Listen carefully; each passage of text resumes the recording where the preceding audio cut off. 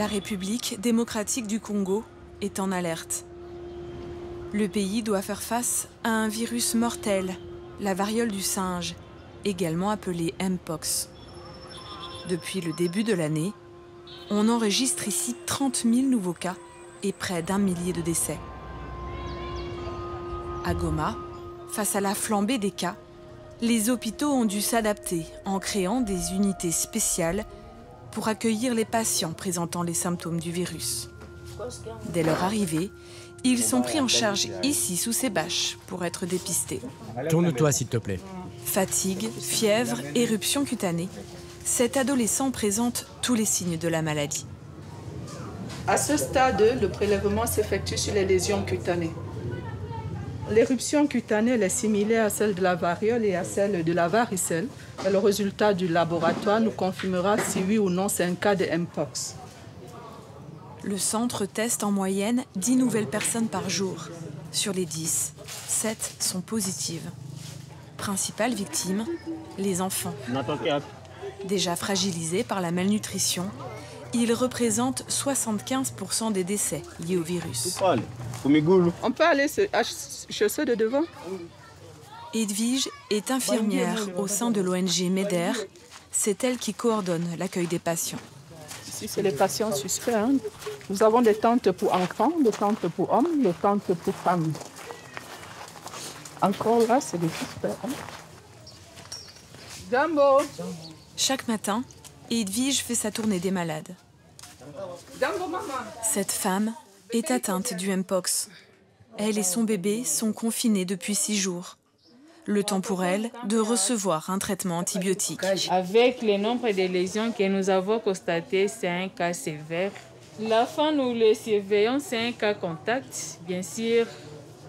Et nous le surveillons journalièrement pendant 21 jours.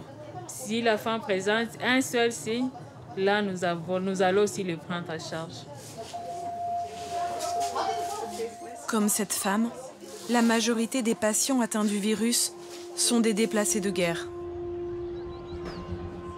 En périphérie de Goma, ils sont plus de 2 millions à s'entasser dans des camps de fortune. Tous ont en commun d'avoir fui les combats qui opposent l'armée régulière congolaise à un groupe armé, le M23. Saleté, promiscuité, pauvreté, le Mpox est une plaie de plus à laquelle il faut pourtant faire face. Dans ce camp de Chabindou, Constance et Innocent font partie de Médecins sans frontières.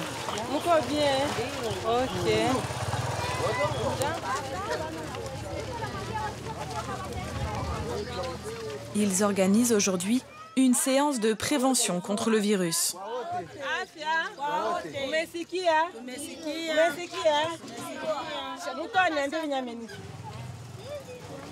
Voilà, c'est ça le Mpox. Il faut te laver les mains avec du savon. Quand tu veux allaiter ton enfant, rappelle-toi de te laver les mains avec du savon. Quand tu veux faire à manger, là aussi, souviens-toi de te laver les mains avec du savon. C'est une maladie très dangereuse. Elle tue les adultes, mais aussi les enfants. Comme vous êtes là, ça va pas. Vous êtes trop serrés. Desserrez-vous. Mais regarde les conditions dans lesquelles on vit. Trouver de quoi manger est compliqué. Se laver les mains est compliqué.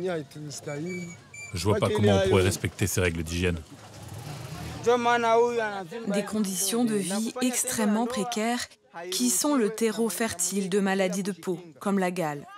Pas toujours facile de reconnaître les symptômes du Mpox. Il y a les gens par ignorance. Ils pensent que ce n'est pas Mpox, ils les comparent à d'autres maladies, notamment aux autres infections cutanées. Il y a un terme qu'ils utilisent souvent, chichikara. Ça veut dire toute éruption cutanée. Maintenant, quand ils confondent ça avec Mpox, nous, on les dit vraiment de venir d'abord consulter. Avant la guerre, ces déplacés étaient pour beaucoup paysans ou commerçants. Ils sont désormais sans ressources et sont tributaires d'une aide humanitaire qui arrive au compte-gouttes. Se nourrir, cuisiner, se laver est un parcours du combattant. La vie dans les camps, c'est vraiment difficile. Ça sont les haricots que les gens sont en train de préparer. Elle a manqué le bois de chauffage. Elle utilise des vieilles chaussures. Le camp manque de tout et les toilettes ne sont pas épargnées. 10 portes est utilisée par 1000 personnes. C'est ce qui fait assez que même nos latrines se remplissent vite. La propreté aussi n'est pas respectée. Et quand c'est rempli pour faire le vidage aussi, ça complique. Des conditions de vie qui ne sont pas prêtes de s'améliorer. Chaque jour, les humanitaires voient ici arriver un flux de déplacés toujours plus important. C'est donc l'année 2023. Les camps allaient de la route jusqu'à ce niveau ici.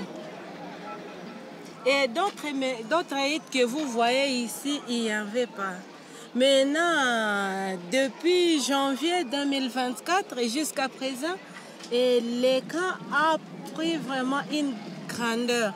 Il y a les gens maintenant qui se sont installés ici, partout ailleurs. Face à cette surpopulation, les ressources ne sont jamais suffisantes et l'eau potable est une denrée de plus en plus rare. Malgré son acheminement quotidien, en quelques heures, il n'en reste plus une goutte. On a des points d'eau, mais il y a tout le temps des pénuries. Il faut être très matinal pour en avoir. Il n'y a pas de l'eau. Même nos équipes sont en train d'aller partout pour aller chercher de l'eau, mais ils n'ont pas trouvé. Donc là, c'est vraiment un danger aujourd'hui pour la communauté. Au-delà de ces conditions de vie, un fléau mine le quotidien des habitantes. Pour cuisiner, les femmes doivent aller chercher du bois aux alentours du camp, là où la guerre fait rage. Réfugiée ici avec ses 6 enfants, Zawadi s'y est risquée. Dans la forêt, il y a des hommes armés. Et quand on va chercher du bois et qu'on se retrouve dans leur périmètre, c'est dangereux. On risque notre vie.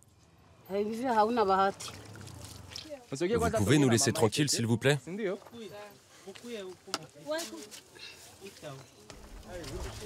On était 3 femmes. Et quand on est arrivé dans la forêt, les 2 autres femmes qui m'accompagnaient ont vu des hommes armés au loin. Elles ont pris la fuite, mais moi j'étais sur une plaine. Mais il y avait des rochers et je ne les ai pas vus. Ils se sont approchés de moi et c'était trop tard. Ils avaient une arme et quand ils m'ont vu, ils m'ont allongé sur une roche. Et puis ils m'ont violée. Ils étaient 2. J'ai même des cicatrices sur le dos. Zawadi est l'une des innombrables victimes d'une histoire qui se répète dans les 5 camps de déplacés qui entourent la ville de Goma. Une situation si alarmante que Médecins sans frontières a dû créer un centre de santé qui leur est dédié.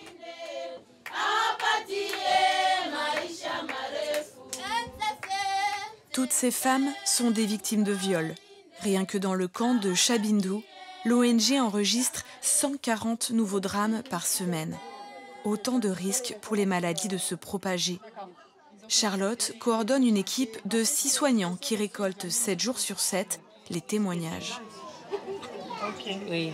Le Mpox étant une maladie sexuellement transmissible, vu le nombre de cas de viol qu'on enregistre dans et autour du camp, bien sûr que ça laisse à craindre la propagation des infections sexuellement transmissibles de façon générale et dans ce contexte épidémique du Mpox.